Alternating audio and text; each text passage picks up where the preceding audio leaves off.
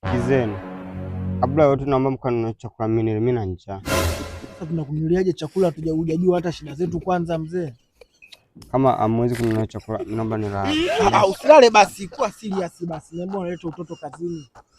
Sikizeni, yaani kwenye hela ambayo mko mmeshapanga kunipa, kanunulie chips. Kama mtakosa chips, angalieni chakula chochote mletee, mimi na njaa. Sasa mganga, si utusaidie kwanza, tukimaliza tutaelewana, hizo chips utapewa. Tusaidie kwanza tupate mtoto. Hiyo wateja si kwa nini mnakuwa wabishi? Mimi ndio maana nilikuwa sitaki. Wazazi wangu mimi niwaambia, jamani msining'ang'anize. Wateja wenyewe wanakuja wenyewe na wabishi. Mtu wangu tumekuja kutafuta mtoto, lakini cha kushangaza tumekuta mganga mwenyewe mtoto. Yaani ni ajabu kabisa.